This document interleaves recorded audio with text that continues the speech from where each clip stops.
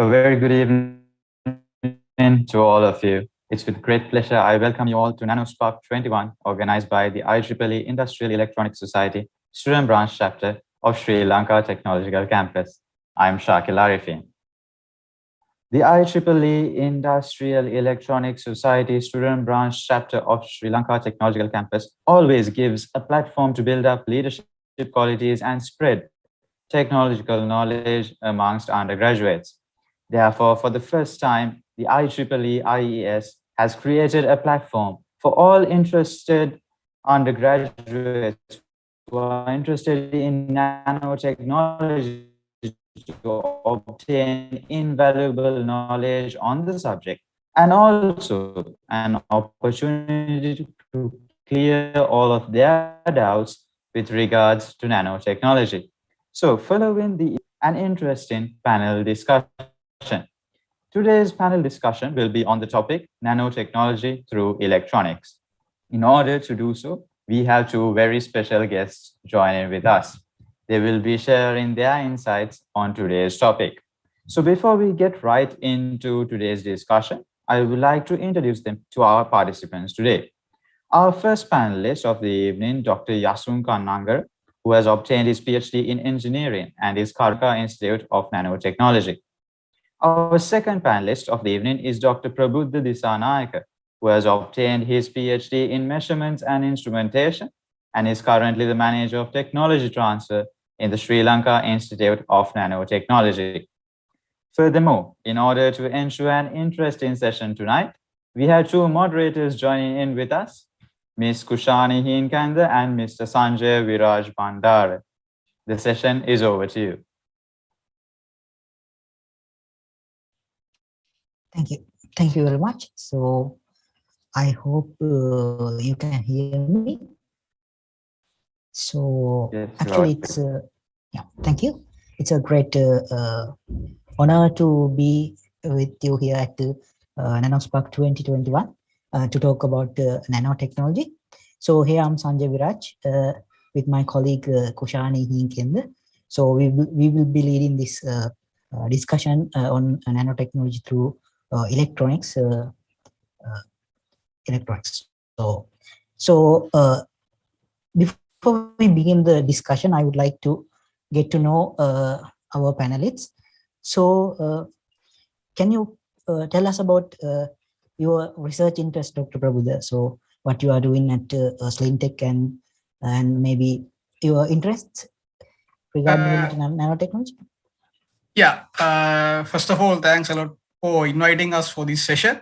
So to answer the question, so at Slimtech, when it comes to research, I am working on flexible electronics and sensors. So my background is actually electronics and telecommunication, but for my master's and PhD, I worked on optical fibers and optical fiber sensors. So that's where I got introduced to the world of sensors. So now at Slimtech, I specifically work on graphene-based printable sensors, gas sensors, biosensors, and so on. So, but recently I also took another, kind of a parallel journey in parallel with my research interest. So I am managing the technology transfer division. So that's basically after you do the research in the lab. So what's the journey ahead? Like, how do you commercialize it? How do you get it to the market? So unless you get it to the market, then no one is going to use it. So that's my other interest. So I hope I answered your question. Yeah, thank you. Thank you very much. Great. So Dr. Yasun, what about you? Yeah, do you hear me? Yeah, I can hear you. So my research interest is about material chemistry or the nanochemistry. It's totally synthesizing new materials and putting into the electronic devices such as batteries, supercapacitors, sometimes triboelectric nanogenerators. It's something based on the energy harvesting, energy generation, and energy storage. So previously I did some sort of a found out new materials, invented new materials. totally based on metal organic frameworks. And now in Sri Lankan Institute of Nanotechnology, I'm working in flow batteries. That, we work with ᴘᴜᴜ International Private Limited together for getting kind of a energy storages for the household purpose. Testing. Thank you very much. Thank you very much.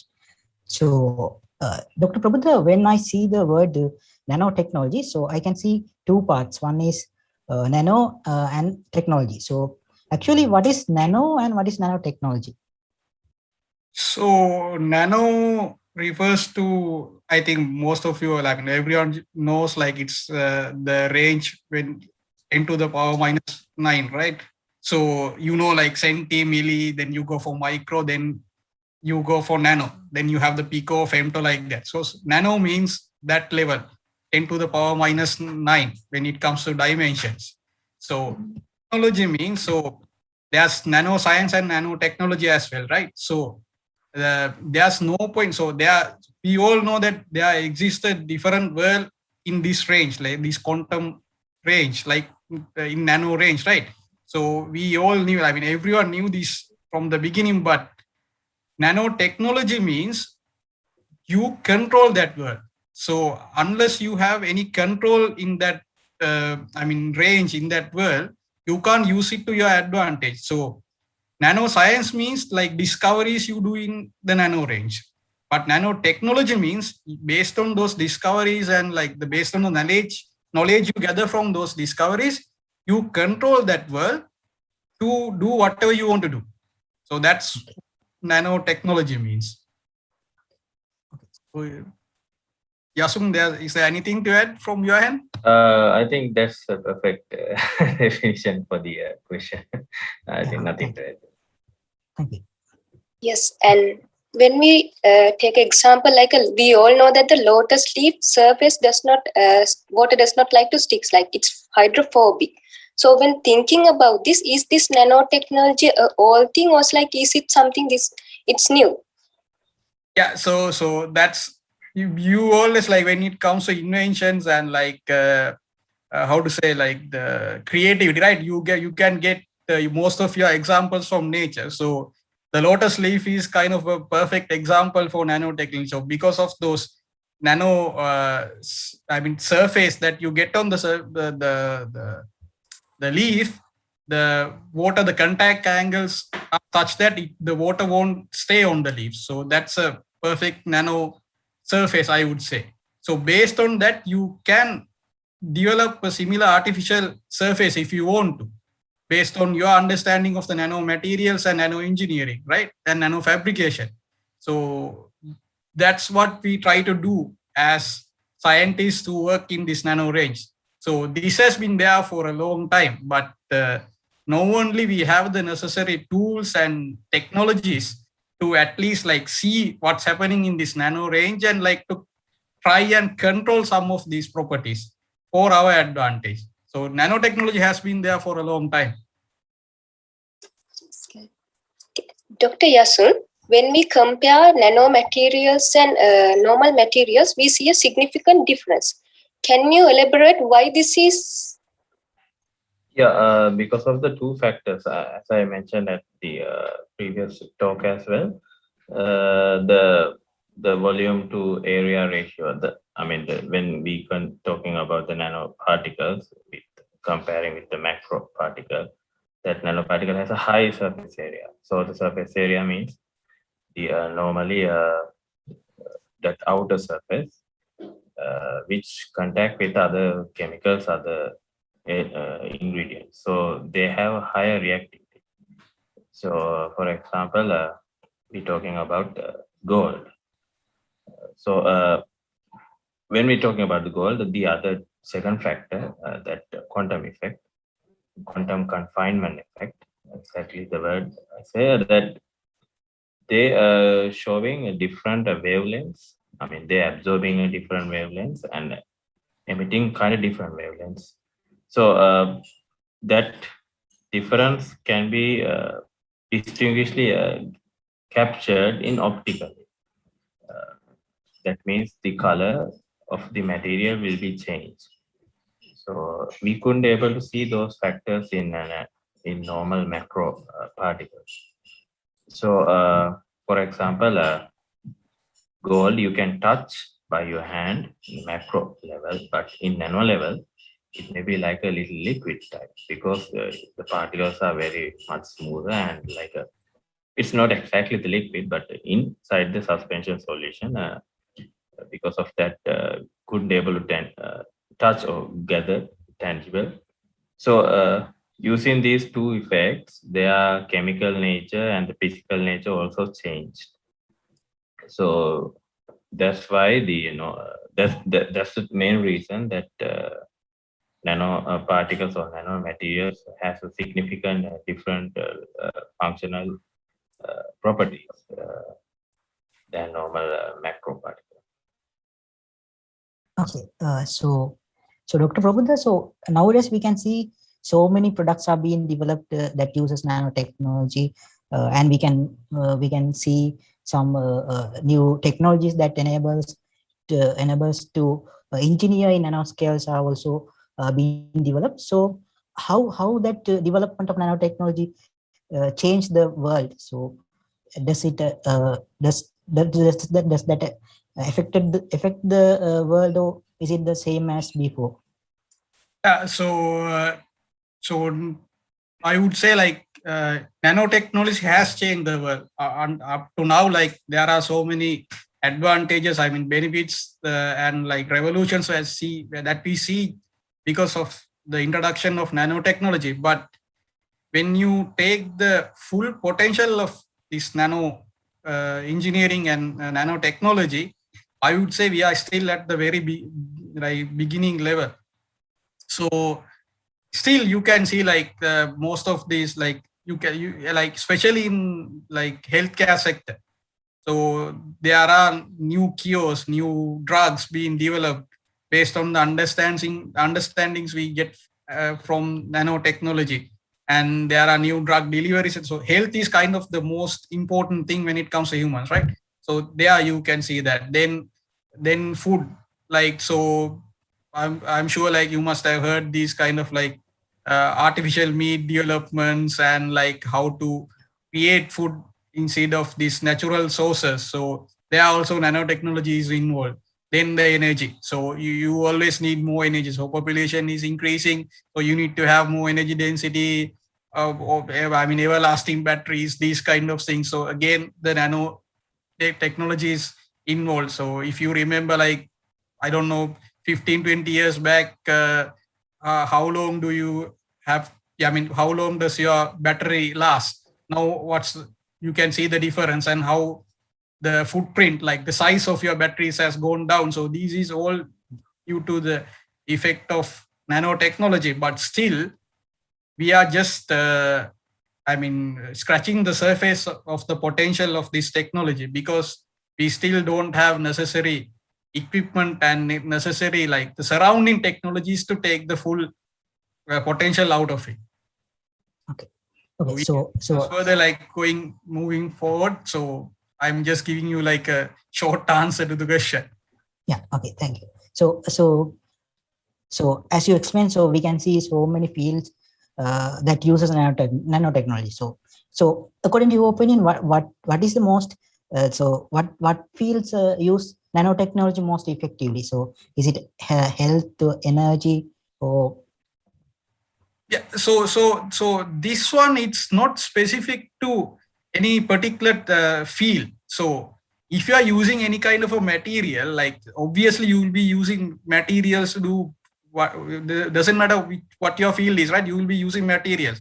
So if you are using materials, then the next step for you is nanotechnology, because nanotechnology is directly related to materials. Like, so I mean, so let's say now you're making a conductive wire, let's say. So what you want to do, you need to increase the conductivity, right? With the existing materials, so copper or whatever, like there's a limit that you can go, right? Because that's the material property. You can't go beyond that. So, but if your application needs specification beyond that limit, obviously you need to invent new materials, right? So the way to, because now, until now, what we were doing is just discovering materials that you get in your nature and using that to do whatever we want to do. But what nanotechnology does is it gives us the freedom to create something new that doesn't exist in nature, right? Because of this, the nano, so we can, as I said in the beginning, like nanotechnology is manipulating nano world. So it doesn't exactly exist right now. But what we do is engineering. So we take those nanoparticles or nano elements and we create something new. So with our imagination and with our creativity and with our engineering knowledge, we can create that specific material that you can achieve a higher conductivity than, let's say, copper, like energy. So energy, healthcare, these two sectors are the, like, mostly, in my opinion, like these two sectors are the sectors that use nanotechnology the most at the moment, because I think like it depends on funding and like the resources they allocate and the need as well. So as I said, like most of the resources get allocated for the fields that you have the most. Two fields are moving faster when it comes to nanotechnology. Yeah, thank you. Yeah, thank you. Thank you. Kushan. Yes, and like for almost 2 years, the whole world is suffering from the COVID-19 pandemic. When talking about nanotechnology, Dr. Yasun, to what extent has nanotechnology helped to fight against the pandemic? What is your point of view? Using the nanotechnology, there are a lot of particles, something like for example, not only the COVID. Let's take about like a cancer. So that also kind of very problematic disease. Now we couldn't able to find a good answer or good cure for stop these cancers. But in nanotechnology, for example, the biopolymers, so the chitosan nanoparticles can able to inject or administrate into the human body by oral, like a tablet or something. Inside those particles, the nano anti-cancer drugs are there. So likewise, the cancer nanotechnology we're using for give an answer for the cancer as well.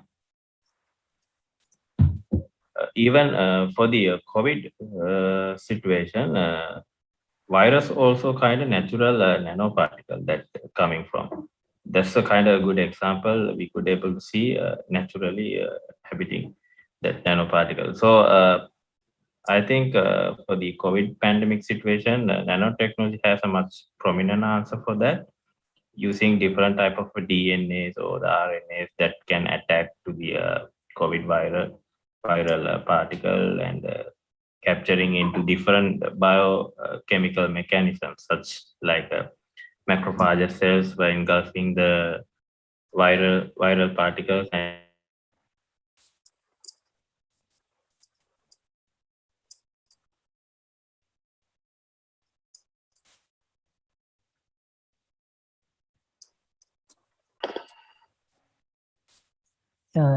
Dr. Yasun, you are muted. Yasun, you are muted.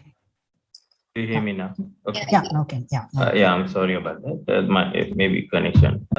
Several natural mechanisms for destroy the virus in biological systems. So nanotechnology can easily trigger those mechanical composites, and also like a different mRNAs or RNAs that normally what we're having now in our vaccines. Also, some vaccines already have some nanoparticles attaching some mRNA stream that can trigger engulfing the nanoparticles and destroying it by the macrophage cells. The same way it can trigger by the nanotechnology. Okay. So Dr. Yasun, Just to add to what Yasun was saying, like simply put now, COVID, to tackle that, you need two things, right? One is detection, one is the cure, right? This strip that comes up if you are positive, right? So basically that strip comes from gold nanoparticles, right? So that's a direct example. And you put the swab in your nose and then you need to extract the RNA from the virus, right? To see like whether the specific coid RNA is present in your sample or not.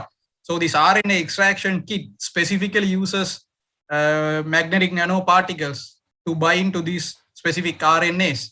Then if you take the cure, like the vaccines now, there are, I think, 7 or 8 WHO approved, the vaccines, right? So if you take the Sinovac, so Sinovac the vaccine. So what Sinovac, the technologies use, you code these spike proteins of COVID-19 virus to a nanoparticle. So that's how they are manufactured. So it's all nano. So it has been improved, used a lot in the fight against COVID. Even at SlimTech, like we worked a lot on like detection, not on the vaccine side, but detection mechanism. So we developed 2 methods. One, the LAMP PCR method, they also we use nanotechnology, and for graphene-based electrode method. So they also we use like nanoparticles. So I think like for COVID, nano is directly involved to come out of this situation this soon. Yeah. Okay. So actually, so when we use that nanotechnology, in, like you mentioned about health products, so the one thing comes to mind is safety. So is there any possibilities of nano materials to cause acute toxicity maybe from man-made or maybe from natural materials? Like we know some ashes, we have nanomaterials. So is there any possibility to cause acute toxicity due to the nanomaterials?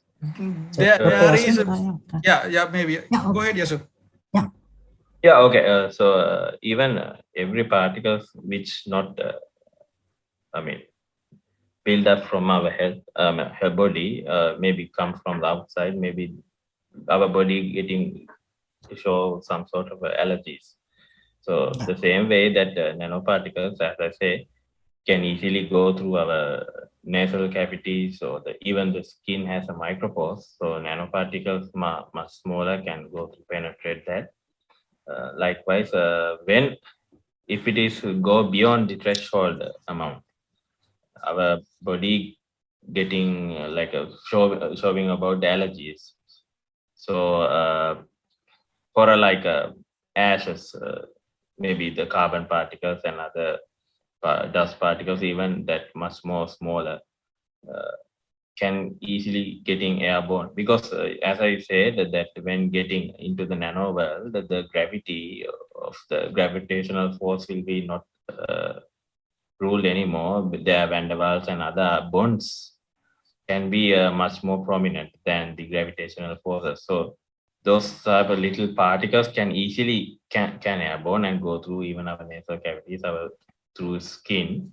But some, not exactly everywhere of our skin, but normally some areas of the skin can get irritated, skin irritations or something like nausea, some sort of a runny nose.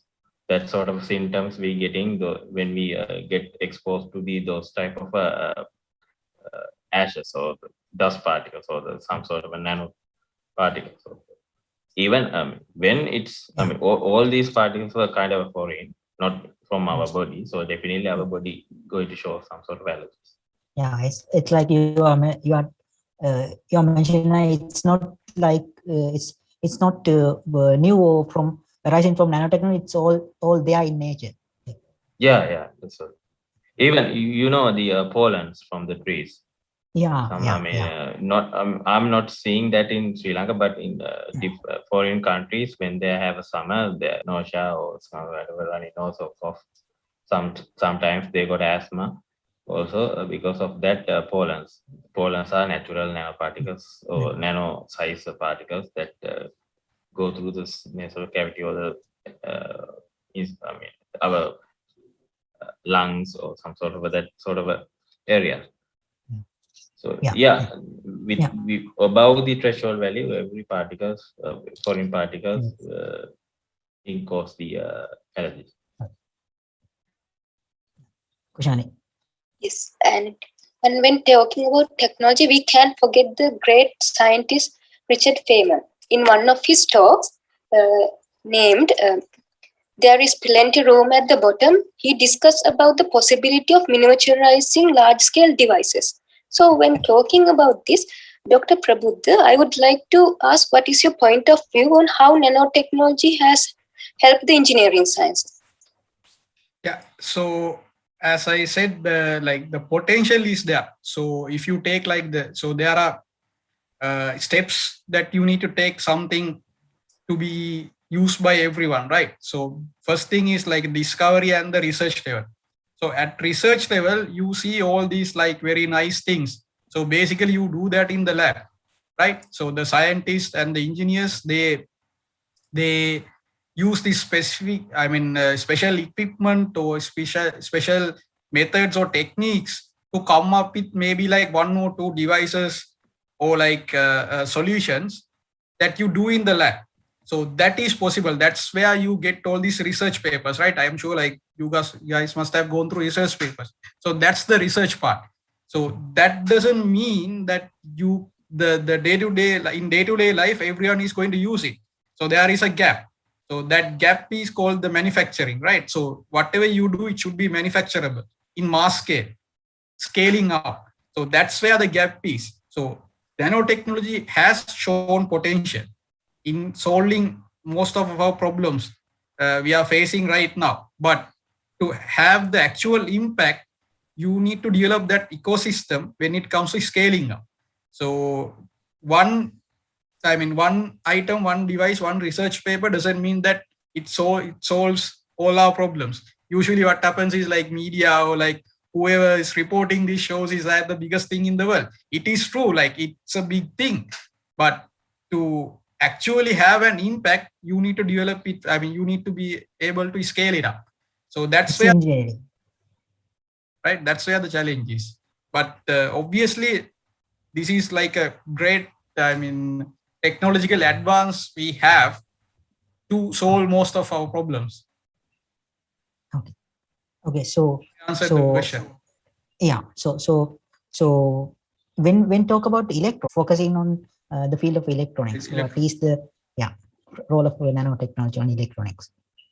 ᴍᴜ is the perfect person to answer that. Yeah. It's okay.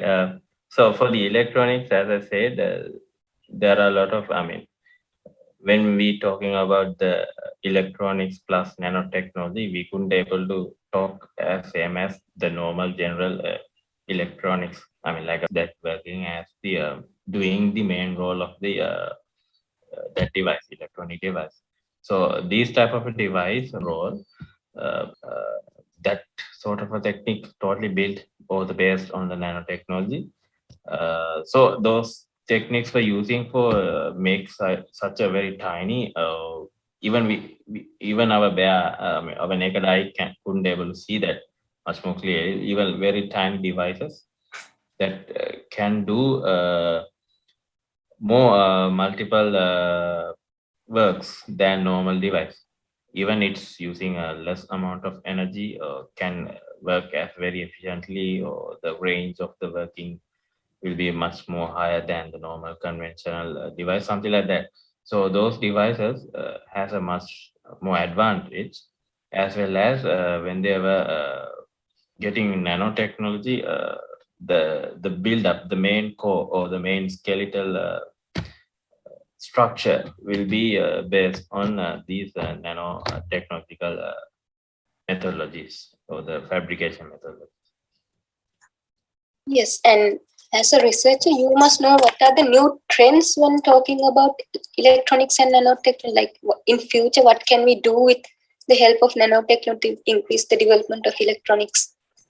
Yeah, for example, in our phone, you may see even our mobile phones, now it's getting more developed. Previously, there will be no camera. Now even there will be no display, but even now our mobile phones very similar to our laptops or the computers, even much more better than our computers. Because of that, there will be like a very tiny amount of transistors or the metal oxide semiconductor field effect transistor, like MOSFETs, that totally fabricating using electron beams lithography. So that's a Dr. Yasun, I think there's a problem with your mic. We cannot hear clearly. sorry. Can you hear now? Yes, Yeah, we can. yeah. Hear. Okay. So as I mentioned here, that MOSFETs that totally build on electric beam lithography or the nanolithography. So these type of highly advanced, that's a proper example for that. We can get many multi-purpose electronic devices. Even now, we can get our mobile phone much more better than the computer. At the future, there will be like a very high fast, like supercomputers on our hand, maybe. Displays will be very foldable, flexible devices. And maybe batteries will be charged by our body movements. That's the concept that build on triboelectric nanogenerators. Our body movement generate the current and stored into the batteries of our mobile phone. That sort of a technology will, now also the research are going on. The future, it will be, you can have those products. It's fascinating to hear about that. And when talking about a country, where do we stand with the involvement of nanotechnologies for the development of electronics? As a country, Sri Lanka is a much best country, I think. We have very large varieties or different varieties of natural sources, graphene basically, or the in ᴑᴜ that appetites, or the Pulmude, we have that, so sands, yeah. So likewise, there are a lot of minerals or the natural components inside our country that can build those much more highly advanced electronic materials. But the thing is, we are not yet to know how to do it. I mean, the technology we don't have. So that's a gap. So as a country, we were standing like we just exporting our raw material and get some sort of a little amount of money. But for example, we export the graphite, but very small amount of money we get.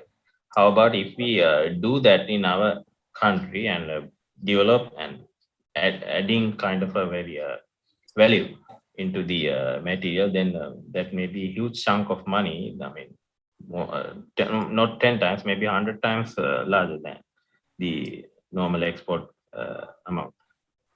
We can get it.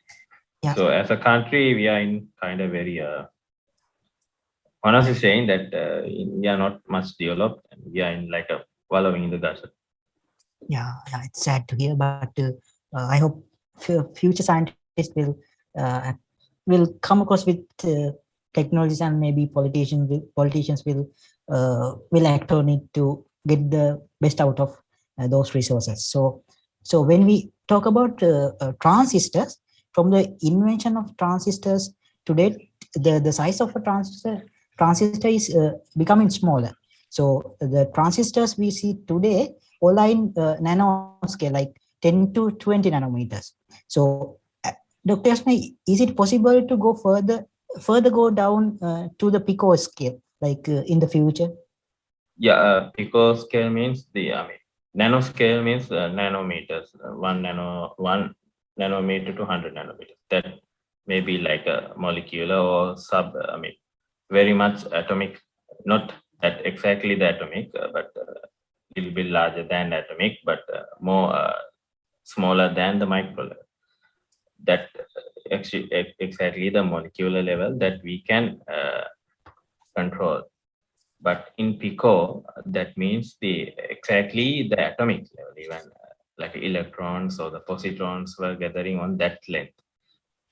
I think even now the whole world doesn't have kind of a technology to handle that. So if the technology were developed, we can easily handle. But I think pico level will be much harder to achieve. Yeah.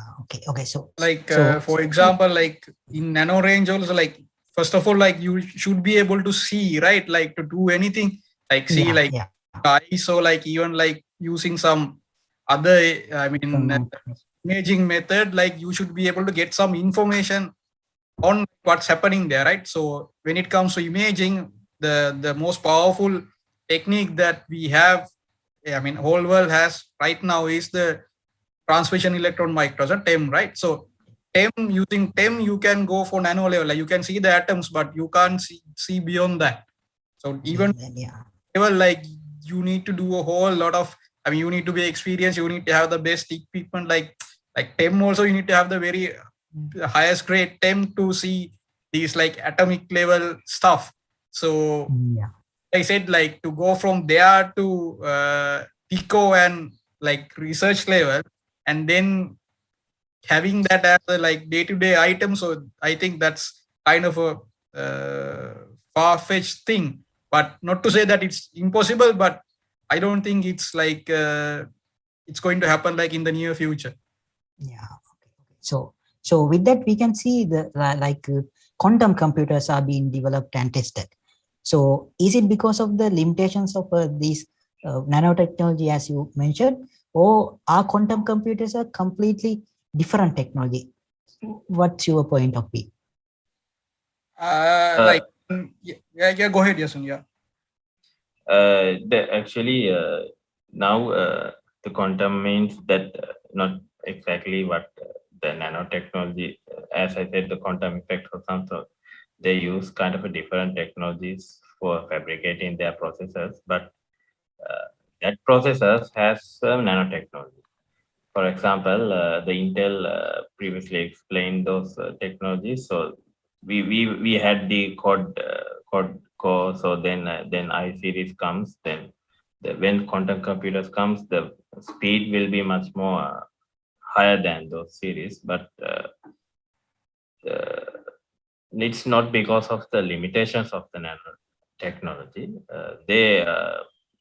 Their fabrication techniques may be much developed, and they're doing it using the nanotechnology. I mean, as I said, lithography.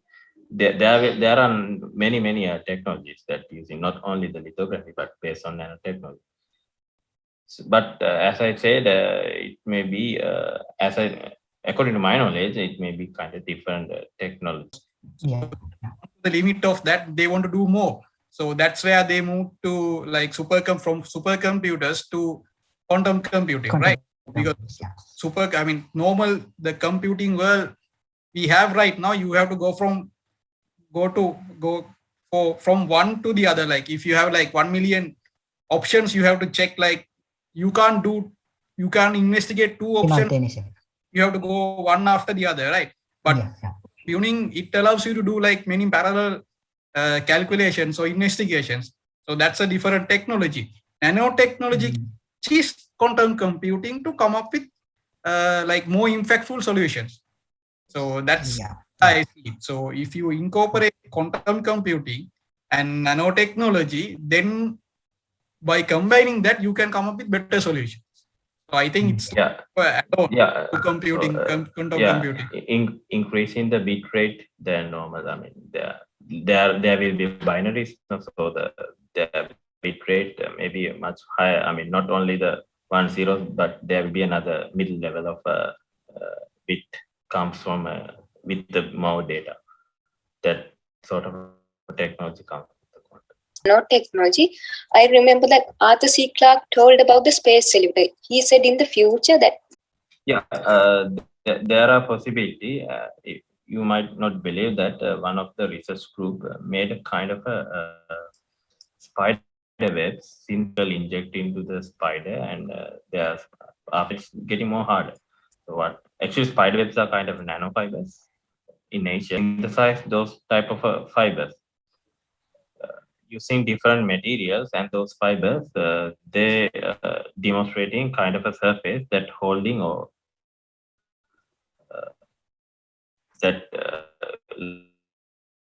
it has a shear thickness in some sort of material, so the bullet will be like a hold on without going penetrate. So maybe no one will believe that the spider web can stop the bullet, right? It may be like joke, but exactly that sort of a thing comes out. So technology will be changed more rapidly. So even we couldn't able to imagine that's how it's going to develop faster. So according to that, the space lift will be not much more. I mean, no, won't be like another. Yeah. Yeah. We will get the fiction to become a reality. It will be at our near future, not much far away. Yes, and when talking about building these new materials, so how do you come up with how to make this? Before making the materials, do you do like software simulations beforehand? And are there like in some steps like Kekule saw the benzene ring in a dream? So is there like stories behind how making these nano materials? Yes, bro. Yeah. Yeah. So it depends on your application. So that's where you start. So earlier we didn't, as I said, like earlier what we did, okay, if you need a conductor, then we went and searched for all the conductive materials in the world and we chose the best thing, right? So, but we didn't have control. But now what nanotechnology and these advanced technological advances allow us is to design and develop our own material. So based on the application, so first we look at the application. So then we identify the characteristics and the properties that we need from our material, right? So then we go to the drawing board. Okay, to achieve that, what do we have to do to develop this new material? So now everyone knows about graphene, right? So graphene is the first 2D material that was discovered in the world. But now there are now means like back in 2016, the last time I checked, there were 32 2D materials in the world. So not just graphene. Graphene is just the first one. So basically, University of Manchester, what they were doing is they were stacking up these. So 2D material is just one layer of atom, right? So they were stacking these different materials on top of each other and checking the properties, like what. So actually, no one knew like what was going to happen. Like, they couldn't predict like what the properties were going to be. So that's a research part. So you do those experiments and you develop a database. So when engineering comes in, so they look at this data and the database, I mean, the properties of these, let's say now these novel material, the nanomaterials that people develop, and they'll use, okay, this one has this much of conductivity, this one has this much of conductivity. Okay, if I put these two, maybe I can come up with something greater than both of these two. So individually. So that's the approach. So first we start from the application and identifying what sort of properties, so characteristics you need to have. Then you go for the drawing board. Okay. So that, I think, ᴍᴜ, if there's anything to add. Yeah, I mean, that's perfect answer. Yeah. Okay. So Dr. Prabhupada, so as you mentioned, so we can gather data from these materials and go to the designing part. So the engineering part. So these days, students are more interested in artificial intelligence. So about working with data. So can we use artificial intelligence in order to design these nanomaterials? Do you have an idea? Yeah, obviously. So these artificial neural networks and the machine learning and AI, obviously these things are enabling nanotechnology to evolve faster, right? So basically, if you have a material and if you know about the properties, so what this artificial intelligence and machine learning allows you to do is, so you don't have to conduct, like, let's say you need like 1,000 data points, right? So you don't have to repeat the experiment, the measuring thing 1,000 times. You do it few times, you put it into a neural network or a machine learning loop, and you get all those 1,000 data points. So it reduces the actual work that you need to do. And also sometimes it helps you to see things that you won't see by doing it manually. Like for example, like the trends or the, like, let's say now, if you put one of the properties to the extreme, what's going to happen to the materials? Maybe it's not possible, but these models and numerical models and simulations, so using like the common like programming or whatever, like maybe you can't get those simulation results, but this machine learning and artificial intelligence is higher efficiency. So I think that's how these things gets incorporated. Okay, yeah, interesting, yeah. And when talking about nanomaterial, graphene plays a major role. In 2010, the nano price to get that single layer. So otherwise you will get something, but it won't be single layer. So yeah. So can I add something? Yeah, sure, So yeah. the graphite, one page from that book. So maybe the Scotch tape, as I said, it's a book. We want to get a one page harder. So those are the significant. So using those graphene, the people can composite with proteins. Likewise, it has a very vast area. Discovered. So I told you, right, there were like back in 2016 even there were another 32 materials, 2D materials, but when it comes to applying it for applications, so graphene you can kind of manufacture in mass scale. Like even at Slintech we have this company like spin out Ceylon Graphene Technology, you produce graphene in large scale, but even if you have like better properties than graphene in those other like 31 materials, it's not possible to produce it at mass scale.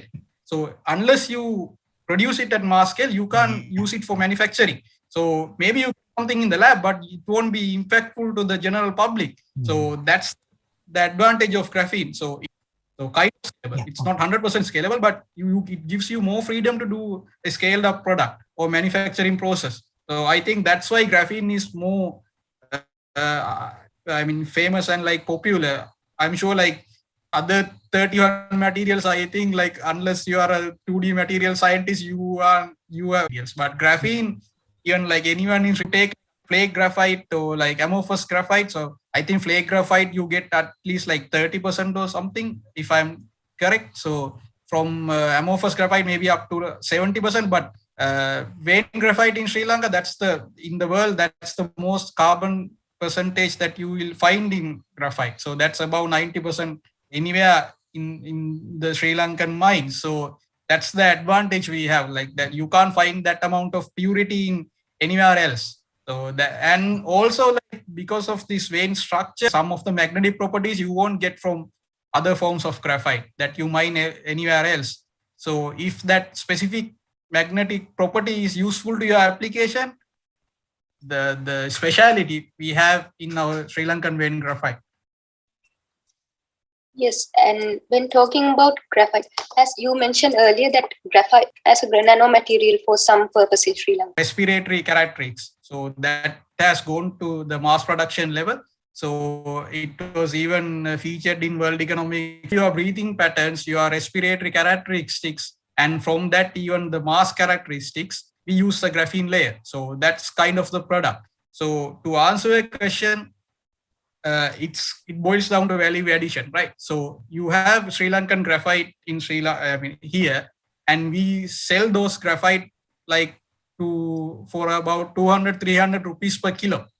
So that's like, it doesn't have any specific value, so that's nothing. So a kilo of graphene you can sell for more than $3,000, right? But still, graphene is another raw material.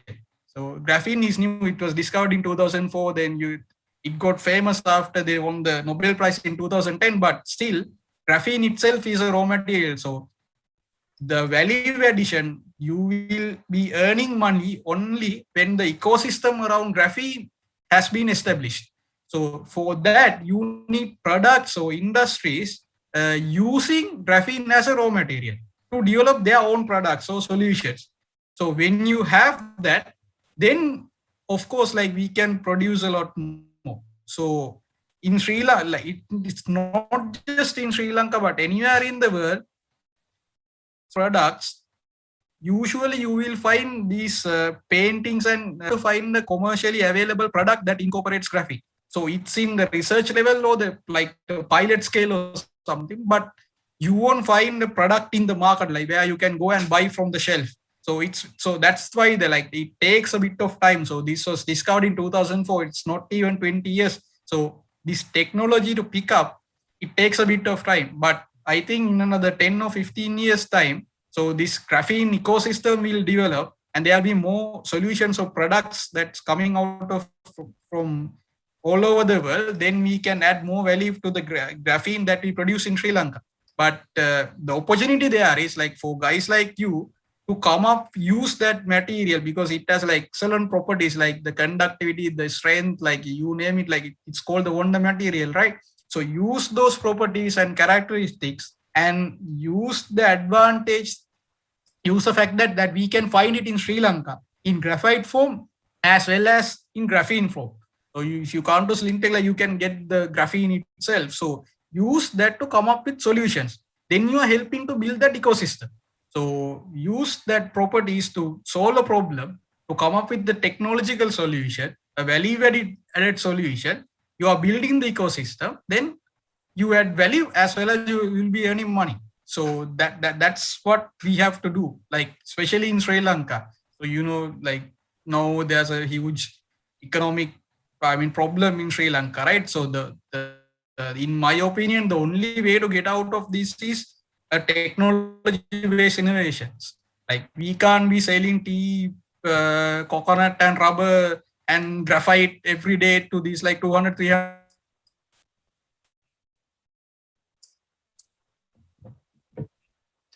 You won't have to manufacture it, the solution or the product in Sri Lanka, but you can sell the technology as an IP, intellectual property, that you can do, right? So as young engineers and scientists, so if you can develop that technology, obviously you will be helping the country and you will be helping yourself. So if you are ever planning to go into this, the field of science or engineering, just think about it, right?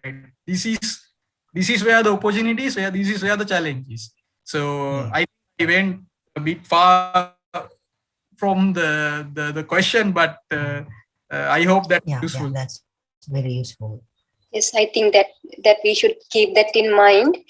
And the graphene for the development of electronics, what are the advantages we see rather? We have that in naturally we have that in Sri Lanka. So we can easily gather the graphite and converting into the graphene using different type of techniques. Then using that, for the textile, even textile as light emission, light emittive textile, as I said my talk. So those types of applications, maybe the graphene has a much more prominent application for that. We can use those industries, the electronics, on other materials such as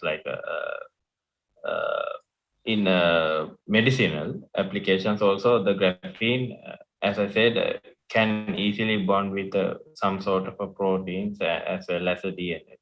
So maybe at the future we could able to see those are with a strange mRNAs exposed to the outside world, right? Like the local environment. So the sensitivity of graphene is very high compared to any other material. So that's why they use graphene in sensors. So sensors is definitely an area that you can use graphene as a component. Yes, Dr. Yasun. When talking about graphite, we don't use graphite productively? What is your point of view that how can we use this graphite productively in the future? Of technologies to 400 rupees, as Dr. Prabhu says, something like that for 1 kilo. So as Prabhu said, the sensor field can developing using the graphene like a sticker patches, as Prabhu's application about that sensors. Not only the electronics or the sensors, maybe the textiles or the drugs or the biomedical field.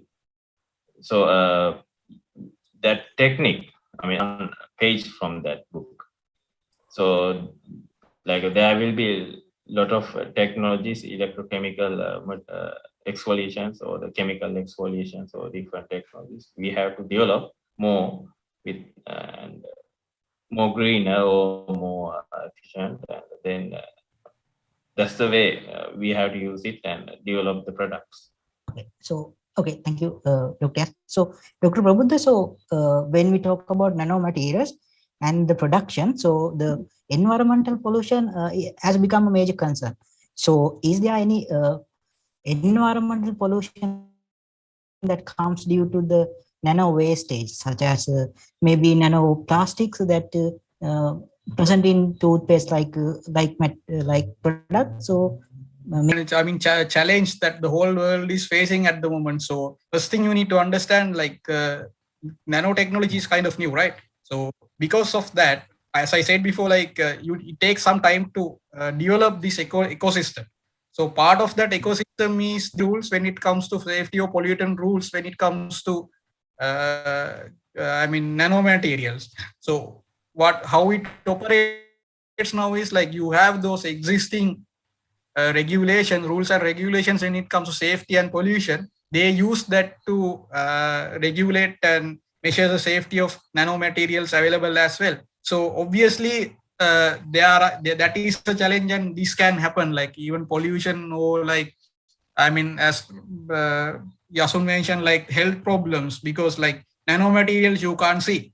So unless it's regulated from the point of origin, it's very hard to track these kind of materials, right? So that is a problem. So currently they take some precautions, like basically like if you are, before you like introduce a product or a solution to the market. So I mean, if you are not giving it to, even like when you are doing a research, like you need to do these like toxicology studies and like regulatory stuff. I mean, you need to get these specific regulatory approvals to make sure that it's safe to the people that they're going to be using it, and also safe to the environment. So I mean, in that way it's regulated, but not specifically for nanomaterial.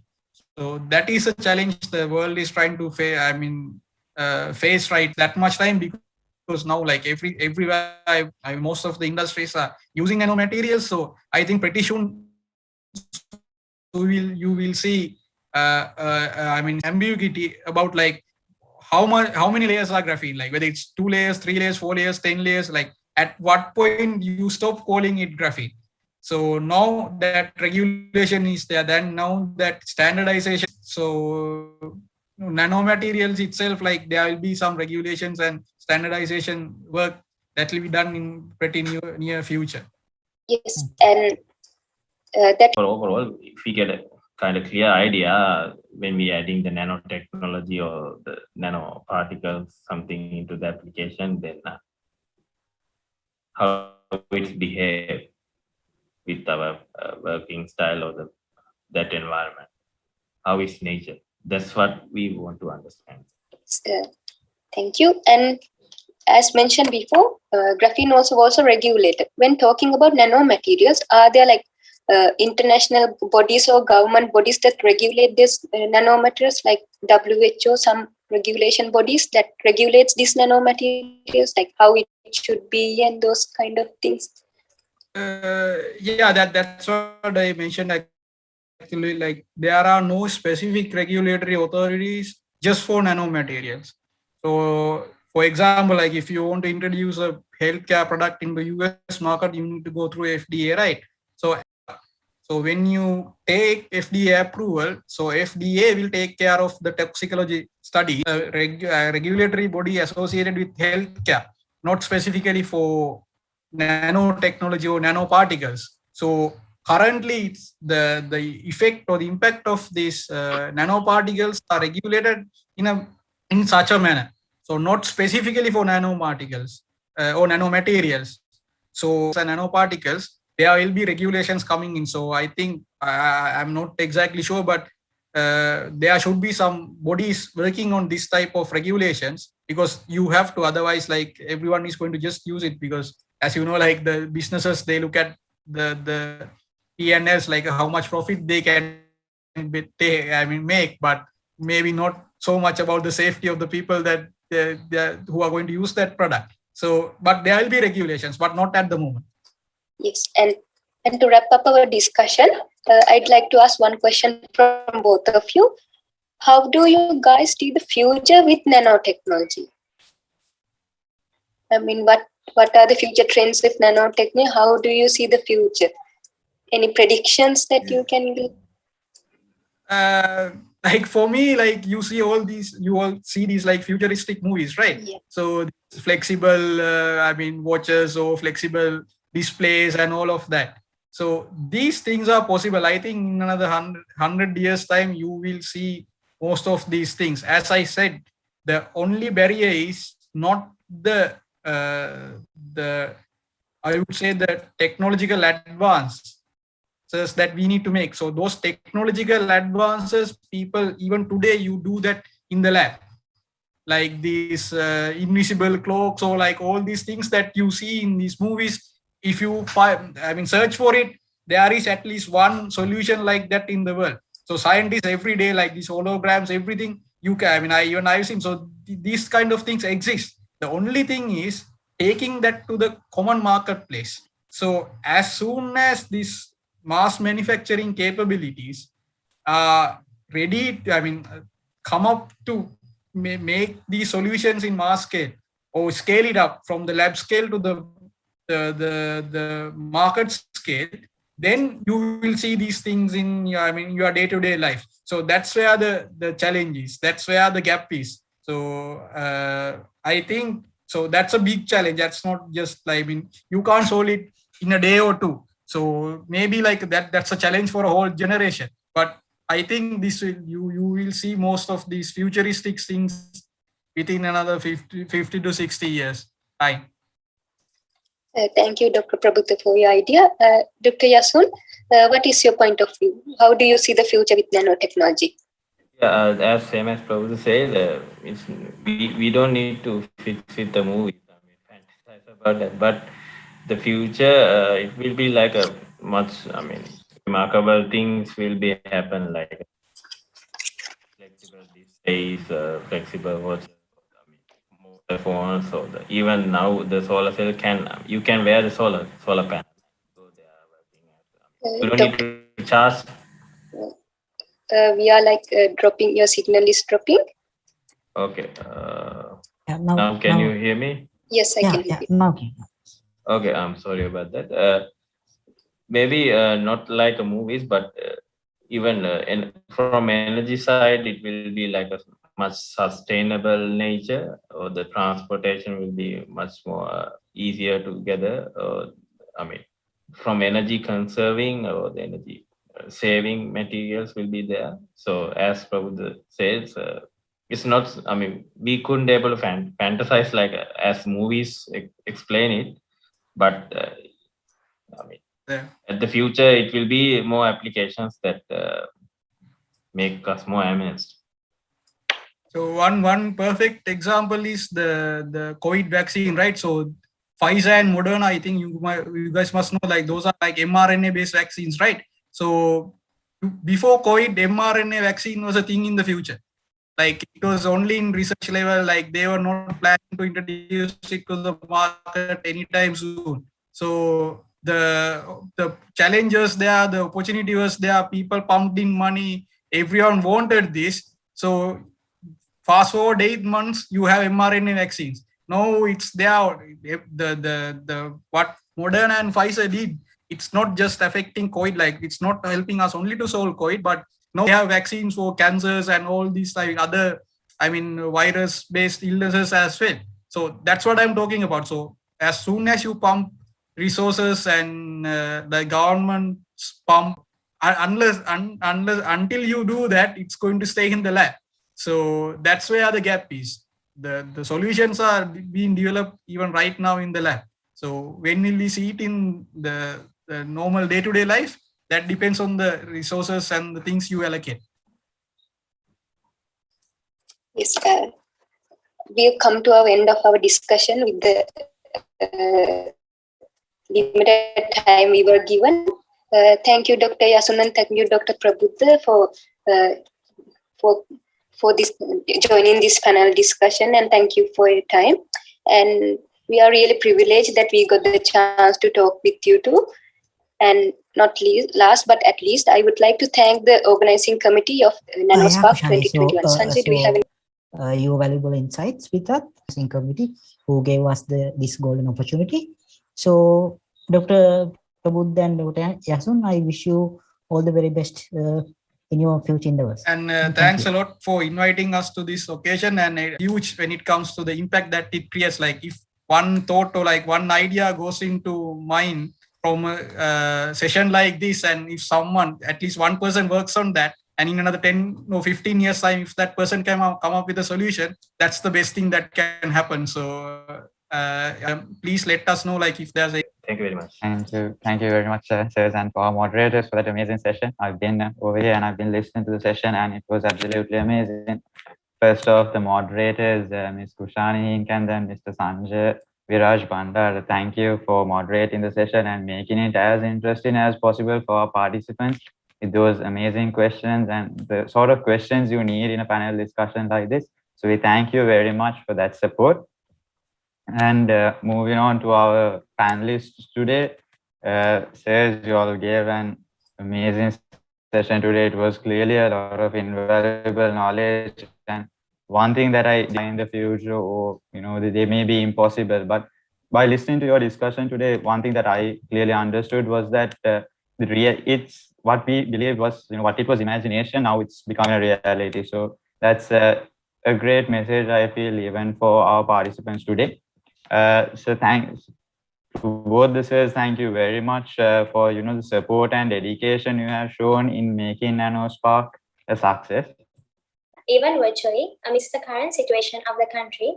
And I hope everyone is staying safe and healthy, strictly following the health guidelines. On behalf of the IEEE IES student branch of Sri Lanka Technological Campus and the organizing committee, I would like to extend my sincere gratitude and thank our facilitators, Dr. Yasun Kannangara and Dr. Prabhuddha Disanayaka, for being here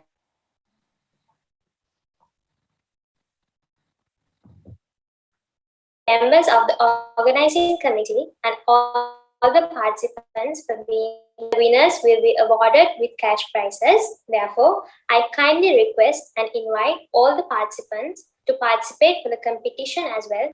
Once again, with great pleasure and enthusiasm, I would like to extend my sincere gratitude and thank every one of you again for your presence. And with that, I would like to end my speech.